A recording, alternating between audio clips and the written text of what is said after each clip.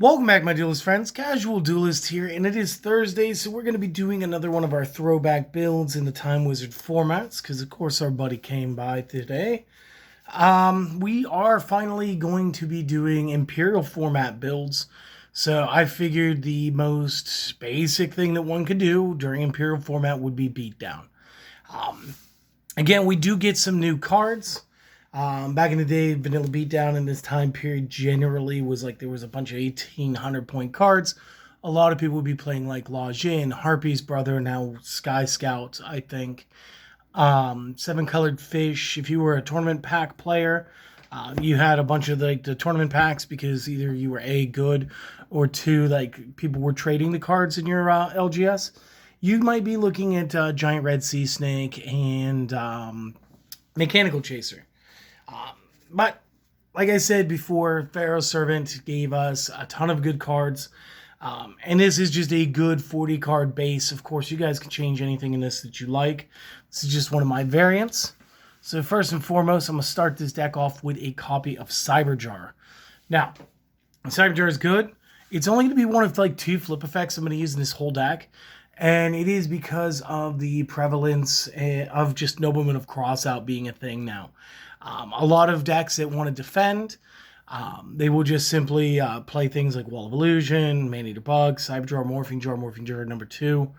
And of course, we're just a little bit ahead of things like Penguin Soldier as well, as it gets debuted soon with like Joey Wheeler's starter deck. But Cyberjar is still really good if you can plan it ahead to go ahead and get yourself out of a bad position. It's still a pretty supreme play. Next up, we're going to be playing the Goblin Attack Force. You're going to be playing 3 copies. Now, this guy does, of course, come with a new drawback. This is now the new highest power 4-star in the game. This actually gets 100 points higher than the Jirai Gumo does. And as you guys remember, Jirai Gumo was 4 stars, 2,200. And every time it attacked, you had to flip a coin, call it, and if you were wrong, you lost half your life points. Goblin Attack Force is not going to cost you your life points outright, but what is going to happen is when it attacks, it changes to defense position at the end of the battle phase, and that battle position cannot be manually changed until the end phase of your next turn. So again, later on, this card does skate with some other good cards like Final Attack Orders, and can be used again later in basic builds like that. Generally speaking, though, this is a one-and-done type move. You're going to play it, it's going to attack, it's going to fall to defense, probably going to get beaten out the next turn after that. So it is what it is. While I was building this, I did only get up to like 38 cards. So Celestial came by. She gave me some of her old school Harpy's Brother copies. Again, this guy's now known as Sky Scout, but back then we didn't have we didn't have the whole Harpy archetype the way that we do now. So this was just a cool card. He was just a really cool 1,800 4-star. Again, maybe you don't like the way this guy looks with his little hand sights and everything, but if that's the case, like I said, you can substitute La Jin, you can substitute Giant Red Sea Snake, Seven Colored Fish. Does not matter. This does not need to be the 1,800 point card in your deck. It just is for us because aesthetic. Next up, another new card that's like just taking over the format is going to be Jinzo. He's a solid one of. And again, as long as he's face up on the field, all traps cannot be activated and all traps lose their effects. So again, just good old Robo Buddy. Of course, you're going to be playing your Mechanical Chaser as a 3-pack. 1850 still beats all those 1,800 cards. Again, we've edged out the 1,700s like Neo and Battleox. As the power game just keeps going higher. We do have our second flip effect. It is going to be Morphing Jar. Again, this was not something you ran across often because of the price range of this card initially. Playing this format as like a retro format, yes, you should see Morphing Jar everywhere. But back in the day, like you didn't see Mechanical Chaser in every deck. You didn't see Morphing Jar in every deck. Goblin Attack Force was relegated to the people who had money to buy packs nonstop. Jinzo, you would see it because he would be in one of the battle tins. And again, he was a secret rare. So again, like set Jinzo was a little less often than Tinzo, as we called it. But this would be like the optimal build Again, you're going to time the morphing jar. You don't want to fall into a cross out or anything. Because again, that could ruin you getting a brand new hand. And we'll show you how this deck like mitigates that here in a second. Continuing the monsters, we're going to go double Sangan because Sangan did not get hit with the limit list in between formats. And it is still a good search. This will let us get into either of our two flip effects. It will allow us to get into our last card of the deck as well. Next monster, we're going to be using copies of the Fiend Mega Cyber. Again, this guy is like really crazy cool. If your opponent had at least 2 or more monsters than you do, you get to special summon it, which allowed you to build some field presence. You could board this, tribute into Jinzo.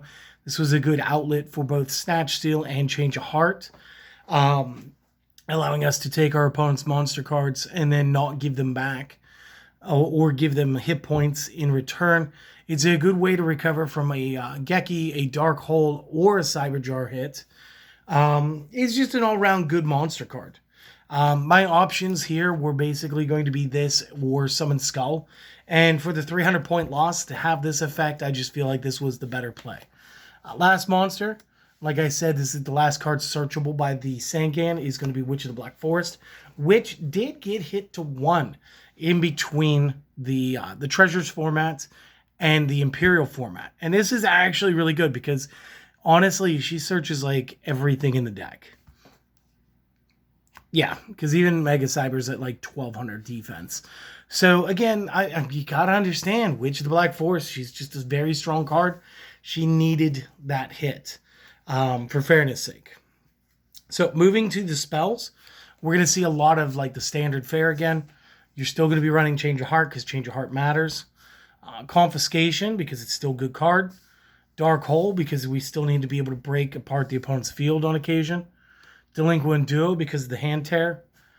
Monster Reborn, again, this is just standard good stuff card. Again, after a Cyber Jar, after a Morphing Jar, after a Dark Hole, after a Raigeki, whether you're doing it or receiving it, honestly, Monster Reborn is like one of those great cards in any time period that it's legal in because it's just, it's the best resurrection. You get, all the graveyards are at selection. It is just the best. I'm running 2 MST in main. I do know that this could be a little bit meh. Again, this is what side decks are for. If you guys want, this could just be 2 heavy storms right now. But I like to pick and choose how I play, so I like the double MST. I'm also going to be sporting the double crossout. And again, I did kind of mitigate the drawbacks on myself by limiting myself to just 2 flip effect cards.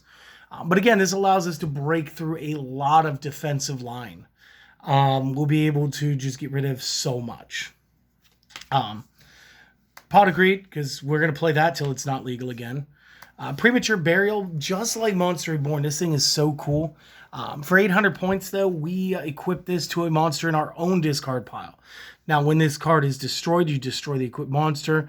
Same thing, if the monster would be destroyed, the equipment would fall off. And one of the biggest plays in this time period is hitting the Prima with a giant Trunade. Because, again, if you bounce the Premature Burial, you get to keep the monster free and clear. Just want to make that known for anybody who just does not know that. It's super cool. So, yeah, cool stuff there. Single copy Geki, because, again, that's what the list allows us. We're going to be playing 3 copies of the Quick Play Rush Recklessly. 2 reasons. 1, pocket steroids to me are funny in any card game. In Magic, I'll use, instants in green that do this kind of a technique. But when we got Jinzo on the board especially, we cannot rely on traps. And ever since this came out in Spell Ruler, Rush Recklessly really did take the place of Reinforcements trap card. Because number 1, the play speed, I can play this as soon as I draw this. It is a spell. I can set it, it can take on the activation of a trap. But take everything else away. This thing also provides 700 attack value instead of 500. So even though the timing is better, even if you just made it the same exact card, the fact is this is 700 versus 500. And I mean, if you're gonna do steroids with your monsters, you got to go for the big ones. Like I said, and Jinzo, You want to make sure that Jinzo is safe from other monsters. Maybe your opponent's playing something with some gimmick to it. Maybe they got a big monster and cheated it out on the field somehow. You know, something like a card destruction monster reborn. And then Jinzo, you can't hit the trap card because, you know, Jinzo. So you got to make sure that your boy's got some longevity. Rush recklessly is the answer. And again, it's fine. Last spell card in the main deck is going to be a copy of Snatch Steal. Again, we have plenty of outlets. We've got Jinzo. We've got the 2 Fiend Mega Cybers. Additionally, this could be like to just go for game type damage anyway. So not super worried about this one. Just is what it is. Traps. Traps change a little bit. This deck is a little bit trap heavy. We got like 8 traps in here. First and foremost, we're going to be rocking an original PSV called the Haunted, because, you know, sometimes I flex an old school card. And again, it's got the original wording here. Select 1 monster in your graveyard, special summon it in face of attack. When this card is destroyed or removed from the field, the summoned monster is destroyed. If the summoned monster is destroyed, this card is also destroyed. However, Jinzo, if you were able to True Nade while this is equipped to Jinzo, Jinzo's not affected. So just keep that in mind. It's fun stuff. At least I'm fairly certain that's the way it played back then. It may not play that way now. I'm not 100%. We are going to rock the 2 copies of Ceasefire. This also allows us to disarm face-down cards. This way we're not walking into Cyber Dragon Morphing Jar as often as possible. This allows you to flip all face-down defense monsters on the field to face-up defense. Flip effects do not get activated at this time. And additionally, we get to fire off 500 points of damage per effect monster on the field entirely to the opponent. So if I do have a field of 5, and they got a field of 5, that's 5,000 damage off one of these. So again, Ceasefire, it starts at 2, but like this goes down to 1 pretty rapidly. Plus, again, it's just very disarming, so it becomes a great card real quick. Imperial Order, especially the original Imperial Orders, these negate all spell effects on the field during each of the standby phases. You have a choice back then. Pay 700 life points or discard or destroy this card. I want to say on the newer versions of Imperial Order, the errata is made that the pay is no longer optional, and one must just continually pay the 700 if possible. And it's only if you are unable to pay, not a choice about whether you pay. Now, this is how we want to defend our Cyber Jar and our Morphing Jar. We defend the jars with the Imperial Order from the Nobleman of Crossout. Now, this isn't just a secret technique that we're going to use. Everybody's going to be doing this, which is why I wanted to pick and choose with my MSTs. Because again, I get smoke it out with the MST, then I know not to.